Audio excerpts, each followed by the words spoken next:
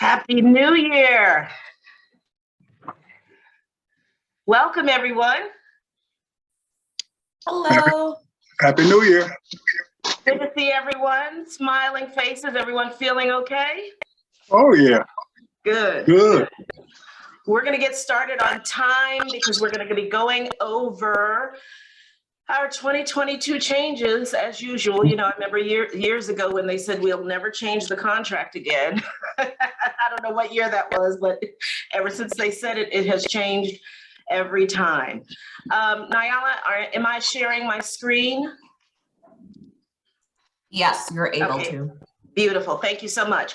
All right. So Tom, welcome. Happy New Year. Thank you. Happy New Year to everyone. So Tom is our qualifying broker for Heart of Atlanta, and I am your managing broker for the Midtown office. Oh, So welcome, welcome, welcome. So for those of you that don't know that, you know it now.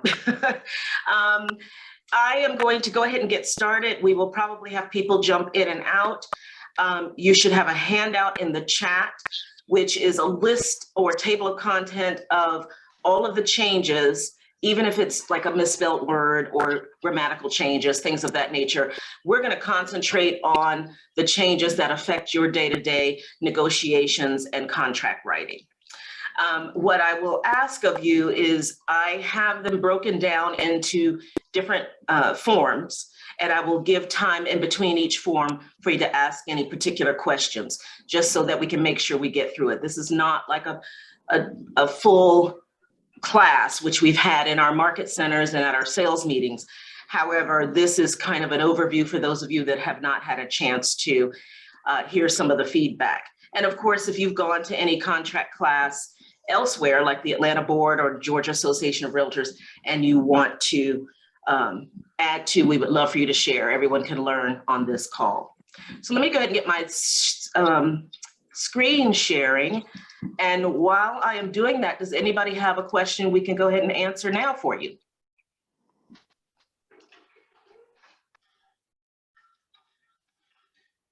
oh, Can you see my screen? Yes. Beautiful. All right. So let's go ahead and get started. I always like to start out this call by saying even the slightest mistake could end up costing you money, stress, and a tarnished reputation. I feel like in our industry, our contract is the most important tool that you can learn and that you will have in this industry. There are a lot of software and widgets and shiny bubbles that you will use and lead generation that will help you make money. But if you are able to generate leads and you can't put a contract together, that is probably not going to be a good mixture. So our talking points, as I said already, is going to be the 2022 GAR Form Changes.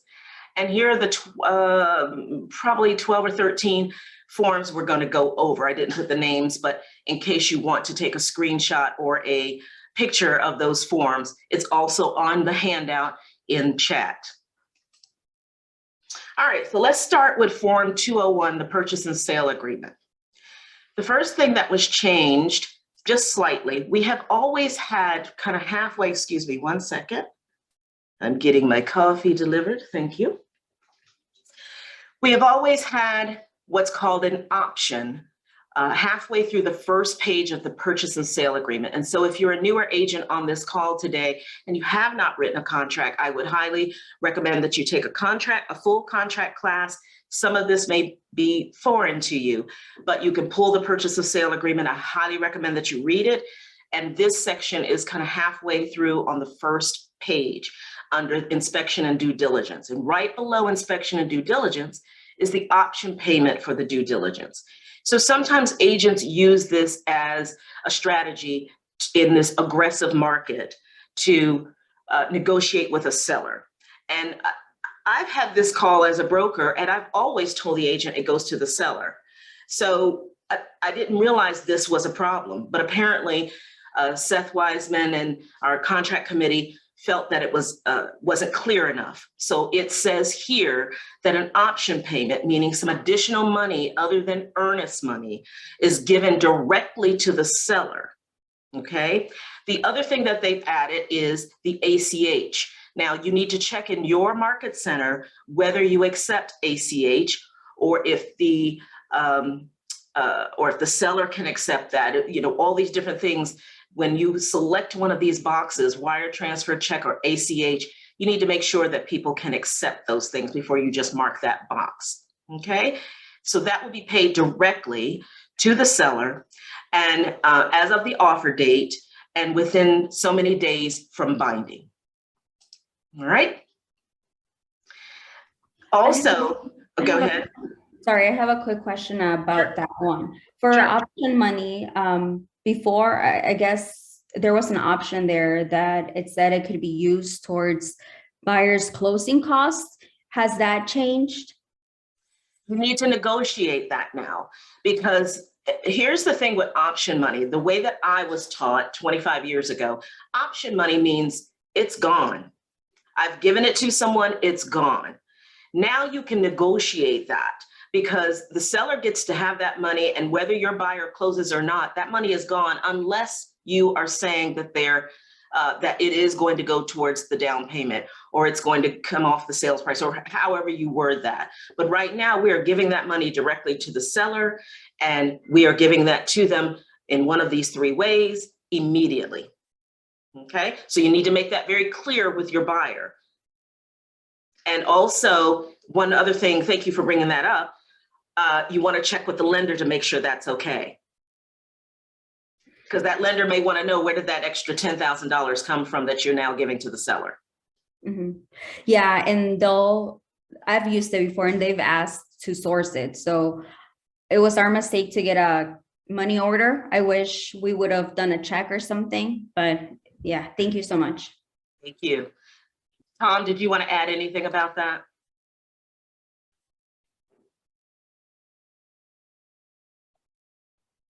Sorry, I'm on two different computers. I was just going to look and see if they actually changed. I can't recall. So bear with me 1 second. He's going to look that up for you guys. I'm going to go ahead and go on, and Tom, you just Go jump in. ahead. Yeah, you find it. Under the purchase and sale agreement, the first page, everything that we fill in has been brought to the first page. Then all the other pages behind that explain each section of the first page.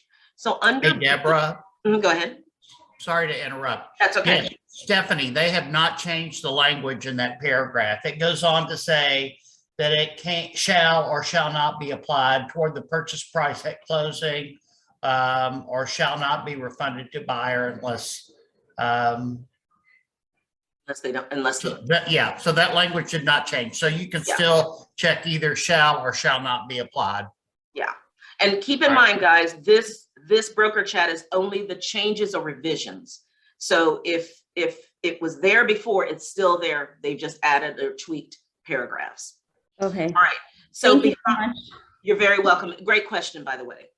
So behind the purchase and sale, or behind the first page of the purchase and sale agreement, every part of the first page is explained. If you were to look at that purchase and sale agreement, you would see, you know, B1 is purchase and sale, B1, B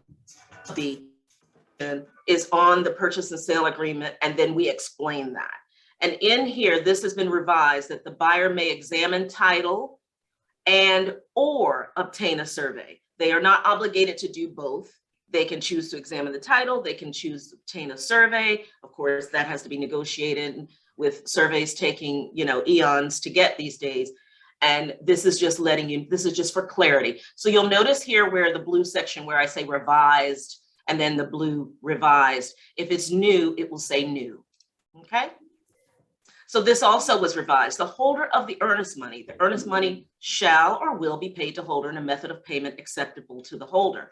The reason that's said also is when we talk about sending earnest money to, let's, for instance, Tom, close your ears, the closing attorney, our qualifying broker does not like that, and I'll let him tell you why in a second, but the earnest money will be paid to the holder in a method of payment acceptable to the holder.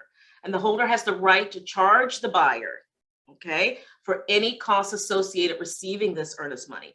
So for instance, this is not going to be a money-making thing for attorneys or whoever's holding it, but maybe the method of receiving the earnest money charges their account.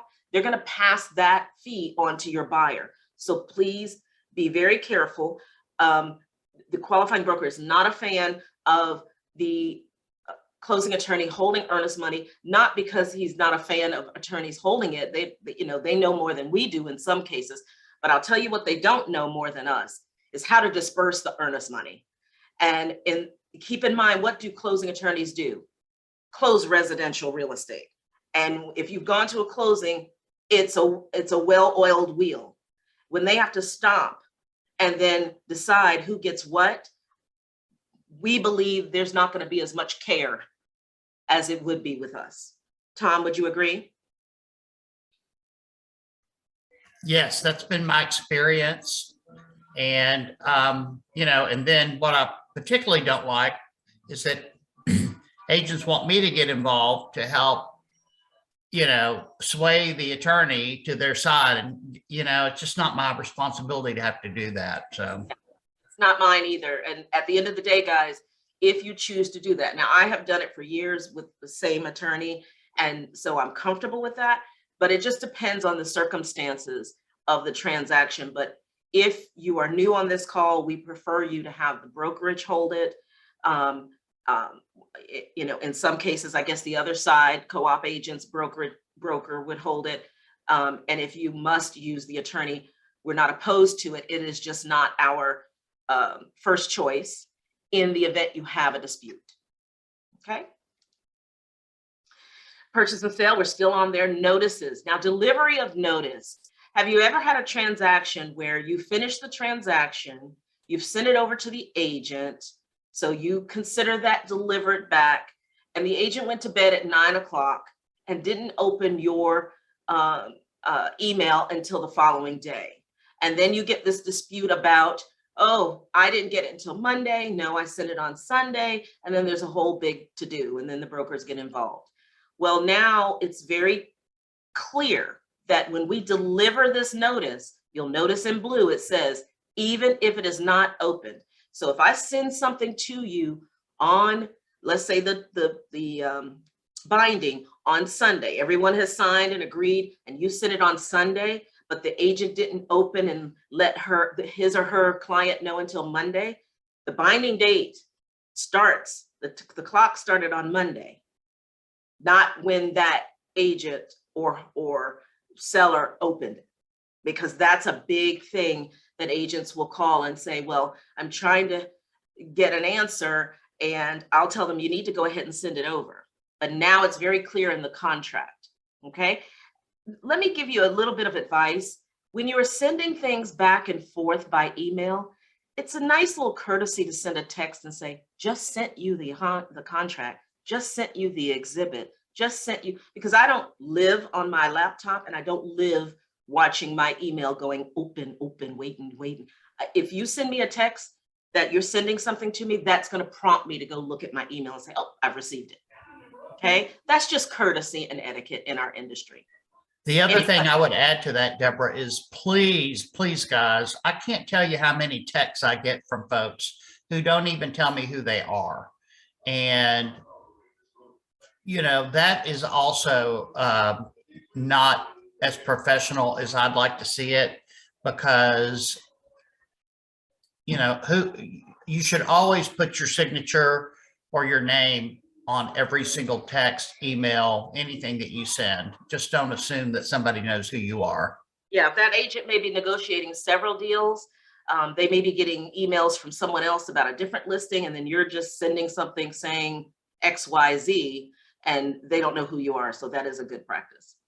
Then revision on C, talking about notices. When a broker is authorized to accept notice. Hey, Deborah, this is Barbara Dyer. I wanted to ask, and Happy New Year to everyone. Happy New Deborah, Year. while you're on this subject, will you also talk to them about the binding the contract and getting it back to the other party? Well, Barbara, I trust you. Why don't you tell them? It's always good to hear from another seasoned agent. I put you on the Thank you. spot. Yes, you did. You did. Okay, so be sure, guys, that the last person that did not make any changes is the person that is supposed to bind that contract and get that contract back to the other parties. And as Tom was stating, and Deborah, please send a text message or email or something to let them know that you sent it back to them so that everybody will be aware. We had a situation last week where the parties that were supposed to receive the binding contract did not receive it. And it caused a ripple in the transaction. So the last person who does not make any changes, bind that contract and send it back to the other parties. Thank you, Deborah. You're very welcome, and thank you for sharing. So the only reason that we're being very clear on that is a common thing that happens in our industry. You may not realize it. You may be on this call and you're guilty of it. You know, we're not here to shame anyone. We're here to make you better and teach you the etiquette. I am finding that when I started in the business, there was a lot more etiquette in our industry. And in this market right now, it's kind of gone, you know, like, who cares if I turn off lights? Who cares if I let you know something was done? And I don't know where that comes from or where that's being taught, but you know, let's use our common sense that people may be busy or showing property or in a meeting or in a class, and you've got to jolt them to let them know I've sent you something. All right. So then the other thing in a purchase and sale agreement is the authority to bind. We just kind of talked about that. No broker or affiliate licensee of the broker by virtue of this status shall have any authority to bind any party here to any contract provision therein. Those are just words that were changed in here. But notices on behalf of a party, but not send notices from broker on behalf of a party unless they are signed by the party. So in other words, all this is saying, this provision is only parties of the contract should be sending these notices. Now, hear what I'm going to say about this. There are some of you that have transaction coordinators, assistants, buyer agents, or I won't say buyer agents, showing agents, things of that nature. If they are not a party to the contract, when I get a call or a complaint call from someone and they mention a transaction coordinator or the transaction coordinator, I'm getting lots of calls from transaction coordinators. And I'm educating them that I appreciate you, the customer service for the person who's paying you, but you are not the party to the contract. Your agent should be calling me. Your agent should be going over this. And I know a lot of you are letting your transaction brokers fill things in. That's not a problem. But as the party to the contract, you need to be looking it over before it goes out the door. Okay? I don't want to get this call where the agent then says to me, true statement, well, my transaction coordinator sent this or filled this in or whatever the case may be. Greg doesn't care anything about a transaction coordinator, only the licensees and the parties of the contract. Clear as mud? All right. Notice of the binding agreement date. Notice of the binding agreement date. What has been revised here is that notwithstanding any other provisions to the contrary contained in this agreement, it is the express intent of this section that a broker or licensee involved in the real estate transaction, notice it doesn't say anything about transaction brokers, may perform the ministerial task of filling in the binding date. And number two, sending a fully signed, let me say that again, a fully signed purchase and sale agreement with a specific binding agreement date included that one of the parties has agreed to constitute notice of binding agreement date to the other. A very good practice is using, I have a nickname for it, dates to remember form. I think it's 273. And I use that on every contract. When I go binding, that form is immediately filled out and sent to the attorney, the lender, and the co-op agent. And I'm hoping the co-op agent gives a copy to their client. Now we can all agree on the dates in case I knuckle counted wrong or something like that.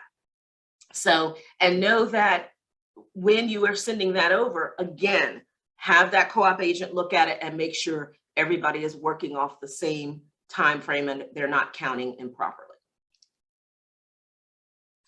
If there is an objection to your binding agreement date, then this section is new. It is saying that if the buyer or seller objects to the date entered as the binding date, then within 1 day from receiving notice of binding, notice in our contract, it always says we have to send written notice that there's an objection, and we have a form for that now, an objection to the other party, and the objection shall be resolved by written amendment. Okay, now this has always been common sense that if there's a mistake, we amend it because we bound it, it was wrong, and now we do an amendment to fix it. Now this provision has been added to make it very clear in the contract. And you'll see they have given you you can also use the binding agreement date GAR form, which is F733. We've always had that form. Very few of us, including me, use it, okay? But it is there in the event that you have a dispute. Rules for interpreting this agreement. This is also a new section. We're still in the purchase and sale agreement, and in the event of an internal conflict or inconsistencies in this agreement, the following rules for how those conflicts or inconsistencies shall be resolved will apply. Now, we all learned in pre-license, we have a pre-written contract. And back in the day, we didn't have all these counteroffer forms and all these exhibits and so on and so forth. So if we made a change, you learned in pre-license, strike through initial date and time. And back then we called it the dirty copy. And then we typed everything over again and made a conformed copy. All this is saying that when you are interpreting this contract, and this is a big one because none of us are attorneys on this call that I'm aware of. And an attorney and a contract committee put these contracts together. So when we start, we always use lazy language, me included, we're writing a contract. We aren't writing contracts, we're filling in blanks. And when you have a pre-written form that we fill in, but we make a handwritten change, that handwritten change takes precedent over that pre-written. If you add exhibits, that takes precedent over the whatever it's addressing. If you write special steps, sometimes the mistake I see a lot, and Tom probably can agree with this, is it's already in the contract written by an attorney, and then you guys write special steps that don't say what, when, where, how, and what happens if, and you leave a loop open that was closed in the pre-written. So then you write a special step that one may or may not mess up your seller or buyer for losing earnest money or time frames and things of that nature. So just be very careful about writing something that maybe the broker needs to look over, or you know, someone else in the office, team leader, your productivity coach could look it over if you have to write something special. So this is just spelling out what controls. I couldn't believe that we had to add this into the contract because we learned this in kindergarten. What is a day? A day starts at midnight. We use lazy language, midnight, but the day starts at midnight. The day ends at 11:59 p.m. So the reason this was put in here is because people were saying midnight and then getting into fights when midnight hit, but midnight is the next day. If you look at your cell phone at midnight, does it not change to the next day and the next date? So therefore, if you have a timeline that is going to end at the end of the day, they're talking about 11:59 p.m., not midnight. But we use the lazy language by saying midnight. I think in some of the videos that Seth Wiseman puts together, and if you don't know who he is and what that's about at the end, I will direct you to that. But you want to make sure that everyone understands 11:59. Now, how can you get past 11:59 if you go, well, wait a minute, I'm not staying up till 11:59 to wait. Remember the slide prior to this one? You can change that to say, I need to have this answer by 5 o'clock or 6 o'clock or 8 o'clock. Whatever you want to change, you can change that day, this definition of day, from 11:59 to 5 o'clock. That is the end of your day or the end of the day for this contract or for the seller or whatever the case may be. So don't be afraid to change that.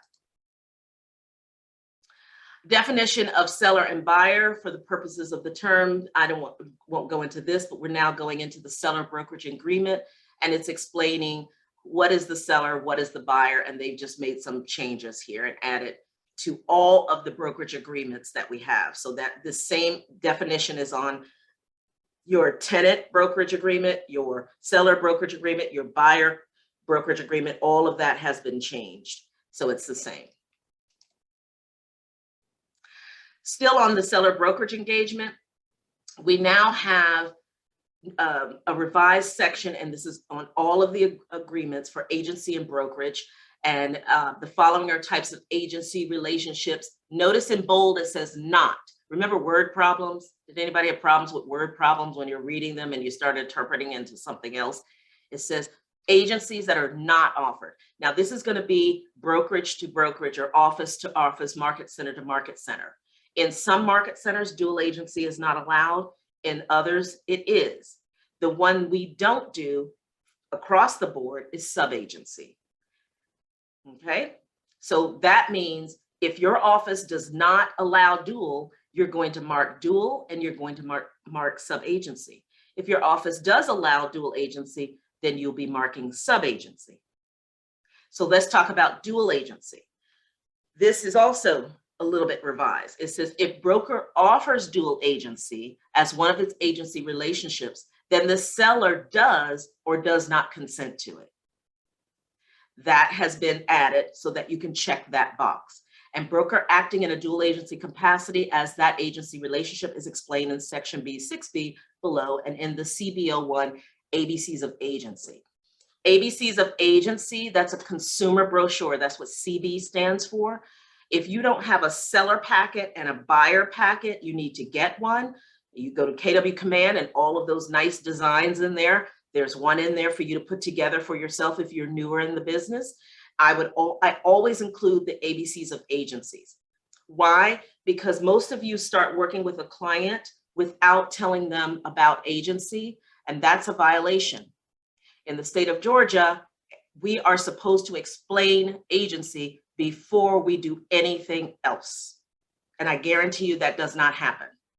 When you take that first phone call and you start talking to someone, or that first meeting, you explain who you are and that you don't represent anyone yet until they hire you. And I guarantee you that's not happening. It's happening when you write the contract. It's happening, you know, after the fact, when you get a tag from your compliance person, and that is a violation. And guess what? It doesn't show its ugly head until there's a complaint call. Okay? So always make sure you start with, now, Mr. and Mrs. Buyer, I need to explain to you how agency works in the state of Georgia. And if you give them this CB01 agency format, it has all of the different agencies on there, and you fulfilled that. All right. Commission, separate commission for on leases. One of the things that I get calls on with this paragraph being added is I closed something 3 months ago and I still haven't been paid. And I'll ask, well, where's your, you know how we have an instructions to the closing attorney for a residential sale where we're getting a commission. There's also a lease commission form. Look at your table of content and look for that form. When you do a lease, you should be filling that form out so you know how much you're getting and when you're getting it. And here's what happens. That other co-op broker is telling you, we'll take care of writing the contract. Your client, your tenant can just go to our website to fill out everything and pay the fee. And then you just assume the check's going to show up. Well, if Tom and I don't have an agreement as to what you're supposed to get paid, your payment is zero. And no one on this call or in this industry should be working for free. Okay, so separate commission on lease, notwithstanding the above, if the seller leases the real property or enters into a lease purchase or lease with an option to purchase contract during this agreement, seller shall also pay a broker a separate leasing commission. So when you're having that listing appointment and maybe the seller says to you, I think I want to sell it or lease it, whichever comes first, I would be filling out listing paperwork and a leasing commission form just in case. Okay, and I've had those situations, not lately, but in the past. So just make sure that, because what happened is on the form, the exclusive listing agreement, everyone fills out what happens if they're going to sell the home and how they're going to split that commission. but I always see nothing on the lease side, 0 or NA or something like that. So this breaks this out a little bit clearer to the seller that, oh, by the way, you didn't sell it, now you're going to lease it. I'm not going to get anything. I don't think so. I am. Okay. Just go ahead. So it's okay. That's even if I'm not the one leasing it for him, Correct. for the seller, for instance, Because you have an if the seller agreement. decides, Right. yeah, it's been a while and I just want to lease it now, take it off the market. Is that section saying, okay, well, this will be my compensation for the work I've done thus far? What if he doesn't want me to actually lease it and maybe wants to lease it himself? That's a good question. Let's say that the seller says, you know what, I already found someone to lease it. I'm going to take it off the market. Then you need to make sure that they understand that the listing agreement, should you decide to lease it on your own, because you have a protective period too, don't you? Maybe, maybe not. Sometimes people leave that blank. Sometimes they put 0. Keep in mind, if you come to any of us brokers and say they didn't pay us, they ended up leasing, and you put nothing there, we can't fight for anything. It's over. Okay. But if you have that conversation at the listing appointment to let them know, if you decide to lease, this is what's going to happen. If you decide to sell, this is what's going to happen. Okay. Okay, if we already have a contract, I do have a protected period, but I'm guilty of putting in A there because, yeah. Is it something that I can go back and discuss with my seller now? Yes. And So can I put you on the spot? absolutely. So you have an exclusive buyer, exclusive listing agreement. And if you make a change to that engagement, what do you need to do now? If I make a change to my, I need to amend it. Yes. Ding, ding, ding. You win the trip to Hawaii. Not really, but you do. Yes. So you could go back to your seller and say, you know what? So that I can stay, here's a script for you. So I can stay in compliance. I did not put a dollar amount here in the event you decide to lease, and then you just amend your seller's brokerage agreement. Okay. Okay. Yes, but ma'am. right now, based on the way that you just explained to me, you have no recourse. Okay. Okay. Yes, ma'am. Thank you. All right. You're very welcome. And great question. Here, under the brokerage, seller brokerage agreement is talking about the buyer's commission obligation in purchasing real property. Buyer agrees to pay broker the commission set forth below, commission at the closing of a contract to purchase, as that term is hereinafter defined, entered into during the term of this agreement, minus any commission paid to the broker by either the seller's broker or the seller or the seller. Buyer acknowledges that the commission, if any, being offered by the seller's broker is usually set forth in the multiple listing service in which the property may be listed. Now, I don't know how much you guys read your real estate rags. I put them in a file, and then when I have a few minutes of downtime, I go through and read the articles that I'm interested in. And I've been following the DOJ and NAR dispute. And how that came about is when we have a listing and we send a copy of the listing agreement to the buyer, you notice we send a short form, what we call the short form. So it doesn't have the listing agent's information. It doesn't have the commission, none of that. It just has the information about the listing. And so there's been a big lawsuit and dispute about buyers saying, well, I'm paying the commission. The seller's not paying the commission, because if we think about it in a way, that's yes, the seller's agreeing to it and giving up some of their profit to pay the commission, but then the price of the house, it's included. So you can see both sides' argument. All right. And what the contract committee is trying to do is get ahead of what might be in our future or may not be. But what it is they're saying is we're not really telling the buyer what our commission is. We see it, but they don't see it. So what happens is we are in an aggressive market now where some sellers, this is new for me, I haven't seen it yet, 0 commission is listed in our multiple listing service. Or, 1%, I've seen that before. For some of us, I've had an REO where I could only give 1.5 or 2% because that's what they dictate, but 0. So if that seller says, and I hear that that's happening more with builders. So if a seller says, I'm not paying the co-op agent anything, you are now filling out a buyer's brokerage agreement or customer agreement that says, if the seller doesn't pay me, you're paying me. Now, if you run a business where your minimum commission is 3%, I'm just going to use that, and the commission says in the MLS 2.5%, you may have filled in on the buyer brokerage engagement that if the seller doesn't pay me, you're going to pay me 3%. Okay, but you're not going to probably charge the seller 3% and get 2.5% unless you're really savvy. But if so, you're going to go back to the buyer and say, hey, this particular listing only pays 2.5%, that you want to buy pays 2.5%. I usually get a minimum of 3%. You may have to pay 0.5% to make me whole. Now, every time I have taught this so far, I see a lot of faces go rut-row, because everyone's already afraid of asking for a buyer to fill out a brokerage engagement, which I don't understand. If you're going to work with people in this industry, you've got to give them the tough information. And in certain states, and there may be people on this call that can corroborate what I'm saying, there are certain states where seller pays their agent, buyer pays their agent. So that's already a given. What was happening is agents are saying, oh, you don't have to pay me. It's free to you. Nothing is free in this world. If anybody's mother, father, grandmother, big mama, great, great grandma, nothing is free. Okay, someone is paying it.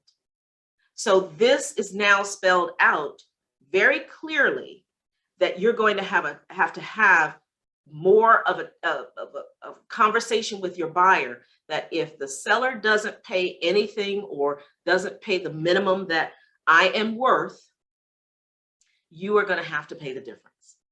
Okay. Now, when we taught this in our market center, there was a question about, well, what if the buyer doesn't have it? I didn't really like this response, but I'm going to go ahead and tell you because it may be something you want to do. And I'll tell you why I don't like this. And I'd love, Tom, for you to chime in on this. The reason why the comment was made, well, then I will only pull listings with 3% to show the buyer. Okay, they've given you the criteria and you go in and you pull those, you look at everything and say, I'm only going to show them this because it's 3%. That's a strategy. But what I don't want to happen is that we're not servicing the buyer to your fullest capacity. And that buyer says, well, why didn't you show me 123 Main Street? Because it was only paying 1%. I have a feeling that is going to be a new thing for us as a call. Okay. And the other thing is, it almost feels like a form of steering. And I might be stretching when I say that, that I'm only going to show you things that are this. As far as I'm concerned, I want repeat business from this buyer. I'm showing them everything. I don't look at the commission until they say, I want that one. Then I look and see what I'm going to get paid. And you could have a stack of 3% and they pick the 2.5. Of course, you know that happens. All right. But at the end of the day, it's about your client, not about you. But if you're running a business where you have to have, you may have a team and, we can only show properties that are 3 or better because you're splitting that money up with several different people. Be very careful and very strategic and very smart about how you present this. Tom, you want to add to that?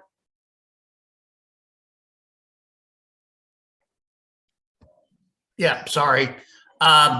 Yes, you guys, we're here to service the client. And if this is going to be an issue, we're going to need to have some scripts and role playing on how to overcome this. But, my first inclination is if you're only going to show listings that are 3% or better, you better be very, very careful about fair housing. Yes. Thank you for reminding me. Fair housing as well. Because if that comes up, that, a buyer gets upset that they weren't shown these properties, you could have a fair housing lawsuit on your hands. And Yep. that's something that you really don't want. You don't want to go down that path for No. sure. No, you do not.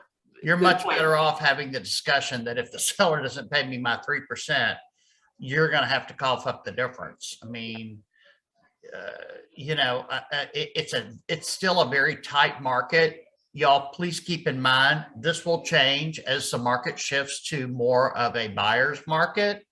But right now it's still a seller's market. Not quite as crazy as it used to be, but we'll see what happens this spring. Right now, I can just tell you that, for example, in the city of Decatur, there's like a handful of active listings. And the city of College Park, where I live, there's a handful of listings. So there's not a lot of choices out there currently. So we'll see what happens in the spring, but please, please, guys, remember who we are servicing, the client, and, stay away from fair housing issues. Yeah, I do see this coming up as an issue. And it makes me a little nervous just from, past calls and things of that nature. And what I see, Tom, is the agent not really understanding what this means and how to explain it. So I agree with you, maybe some script sessions in all of the market centers.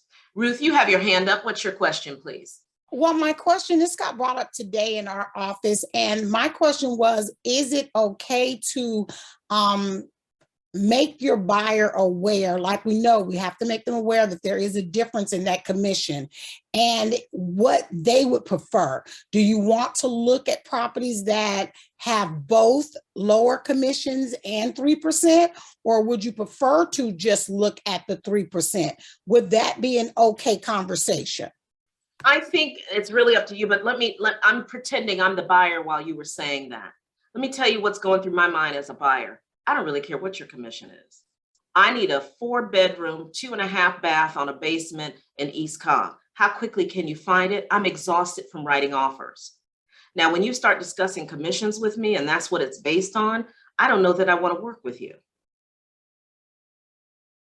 Well, I guess what my concern is because they are going to have to pay that difference. Right. So right. we have to kind of make them aware of that. That's right. But you see why I did that? Because there was silence for a second, like, oh my gosh, that's the conversation that's going to happen. So here's another strategy. Let's say the house is $350 and the difference in the commission is maybe another, I don't know, $4,000. Will that house appraise? So you might have to say because see, here's the thing, our consumers are not savvy as to how to negotiate. That's why they hired us. So you may have to say to them, you're either going to have to pay that out of your pocket, or which could affect their loan because now they're using some of the money they need to close to pay you, or we can offer $350 for and let the seller know that the buyer has offered $354 because $4,000 of that is going towards my commission. See, you see how you have to get savvy with your negotiating and strategy, always thinking about the customer, not the commission, whether it's going to appraise, whether the lender will allow it, so on and so forth. Okay. Thank you. That's one way to do it. And that was one thing that came up in our class, but I didn't want to get into strategies and things of that nature, because I know this is probably, you're all thinking to yourself, how am I going to explain this? You've got to have ideas and strategy for that buyer so that it doesn't become I don't want to work with you. No, you don't want them to go to that place. You want them to go to the place of, this is really a benefit to you still. And the seller's paying most of the commission, but they're not paying some. And then you also have to make the decision in your business that if it looks like it's going to be a problem, I'm going to go ahead and accept 2.5 or 2 or whatever it is. Okay, because I look at the long game. How much more business can I get from this buyer? What is their experience going to be that they work with me again? All right, so keep that in mind first, but you've got to understand how to explain this. You'll notice in the revised section where we're talking about this commission, it's giving the buyer's commission obligation Basically, we just talked about it, and they pay that at closing. And then also the, sorry about that. And then also they crossed out seller normally pays commission. That was what was on the purchase and sale agreement before. Okay. Seller broker, buyer buying property sight unseen. This is now spelled out because of this aggressive market. We've seen a lot of people just say, write the contract. You do have some listing agents that say, we're not going to present offers that you didn't cross that threshold, because they know those usually go south sometimes. But in the event that you have an agent who says, I'm going to go look at your listing and I'm going to FaceTime my client, and they walk out and say, we're going to make you an offer. You want to be careful with that. You're taking on some responsibility of showing someone a 2,000 square foot house on a little 4x4 screen, you know, or whatever. And at the end of the day, they buy the house sight unseen and go, wait a minute, you didn't show me the stain on the ceiling. You know, so be very careful with that. This is a new section spelling out what happens. And basically, I would highly, highly recommend that you do not do this. They need to see the property. Okay. Seller brokerage engagement still, we're talking about the buyer entering into a contract to purchase real property during the term of the agreement and later closes on the same, even if the closing is after the expiration of this agreement, where broker is not paid its entire commission. This is talking about a buyer defaulting. They still owe you the money. I'm not going to get too much into this because we don't have a lot of people that do a lot of land, but with land, there are certain tax benefits that are offered. And this is just making it very clear. This was just a revised section. In addition, if buyer change in the ownership or use of the property will result in rollback taxes being owed because of preferential tax treatment. This is spelling this out, especially this happens a lot with agricultural type properties. Not so much a piece of land that someone's selling. It's usually, it could be in an area that gets special tax benefits and things of that nature. This is just being made very clear in the closing cost and proration section. Temporary occupancy. This is also just revised where they've changed some wording. So nothing really here that was a big deal on this section, section 1. However, on this revised section, buyer as the new owner shall be responsible for making all other repairs to the property. So let's read this whole sentence. Seller shall be liable for expense of repairing any damage to the property caused by the seller or the seller's family members, licensees, and invitees, excluding normal wear and tear. However, the buyer owns the property now. And if something's not working, then that buyer is going to be responsible for making those repairs, i.e. an HVAC system. They're in there, the HVAC goes out. That's not really anything that the seller did.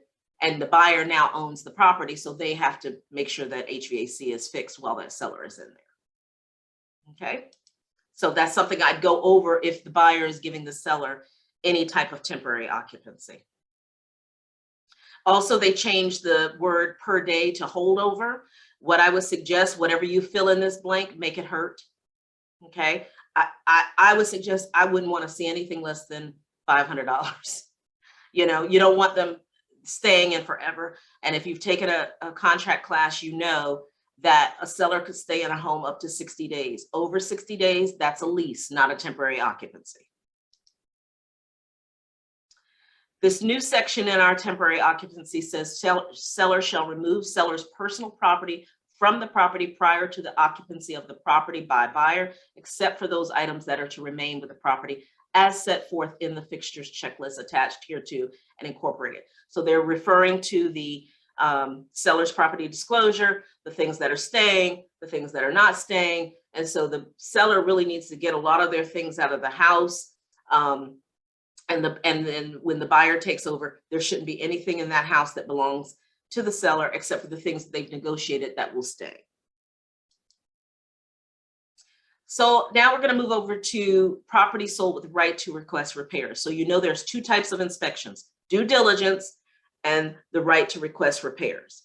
So in this revised section, when you decide to use this form of inspection instead of due diligence, It says that the buyer shall be entitled to return of buyer's earnest money, notwithstanding any provision to the contrary contained herein, if seller agrees to repair all defects timely presented by buyer to seller, then the buyer may not use this exhibit as a basis to terminate the agreement. So when you do the right to request repairs, you send over the inspection. This is the only time you send over the inspection, not in due diligence. And you send over the form saying all the things that you want repaired, all the defects that you want repaired.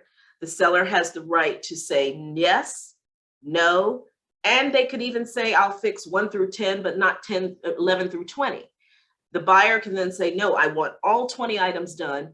And if you don't do all 20 items, then they're allowed to terminate that contract.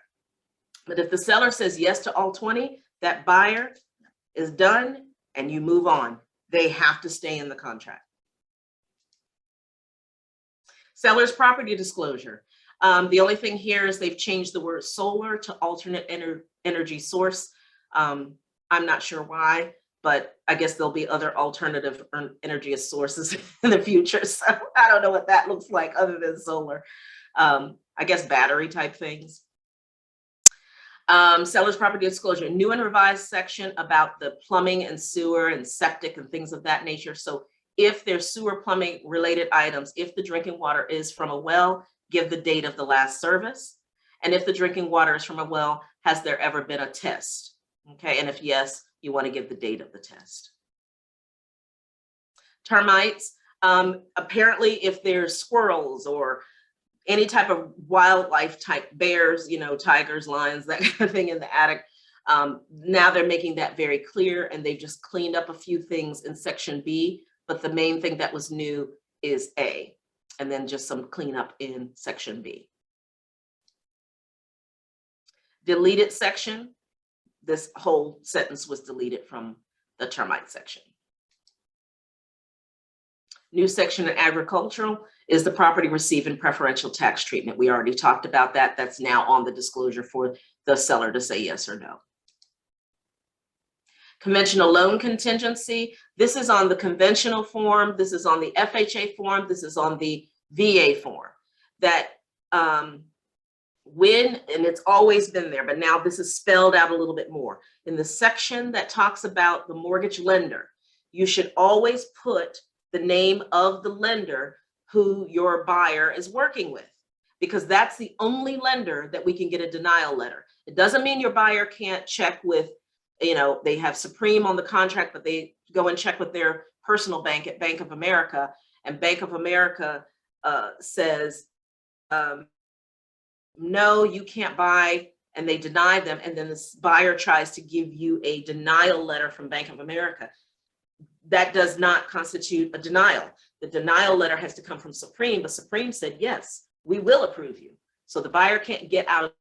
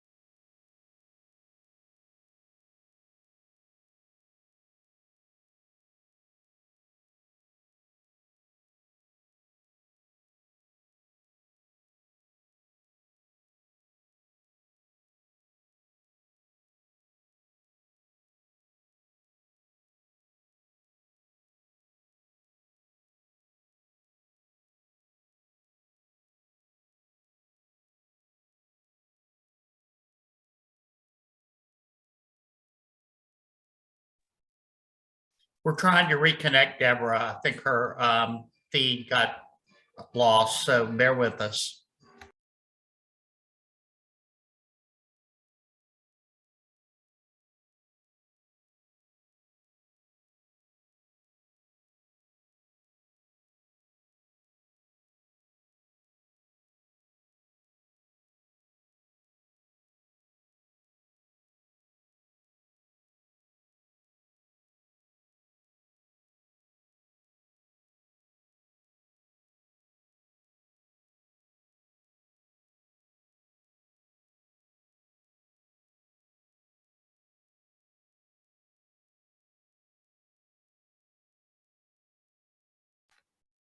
Hey, guys, I guess we're having some difficulty getting Deborah back online, and I don't have her presentation.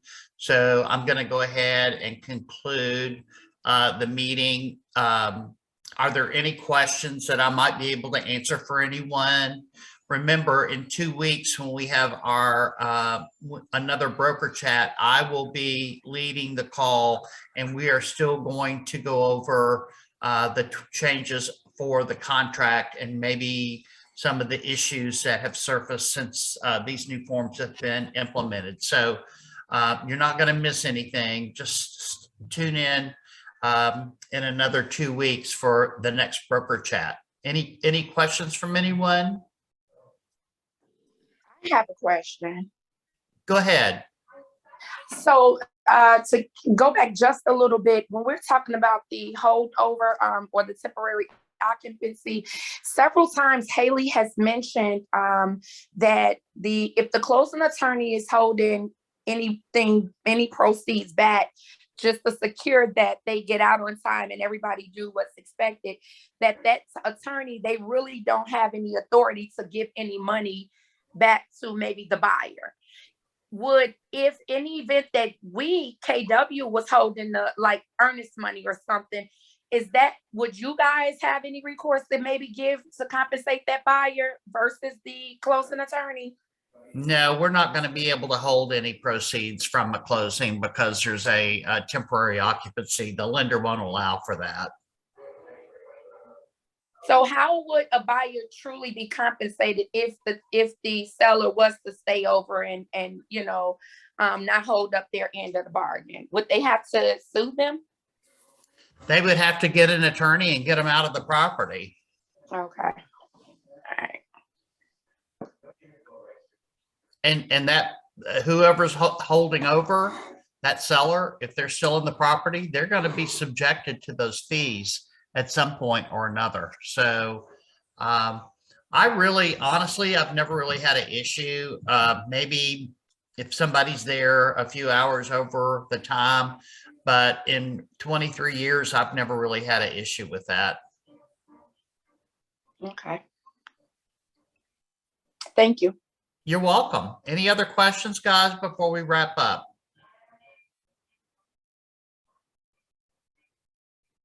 Okay, well, I hope this was helpful for you. Again, I agree with Deborah. Your strongest asset is knowing the contract and knowing how to strategize your transaction for your buyer or seller. And in the next few months, that's what I will be going over a lot more of, our strategies based on things that I see as the broker for the Heart of Atlanta group. So you all enjoy your afternoon, and we will see you in 2 weeks for our next broker chat. Thank you. Thanks, Tom.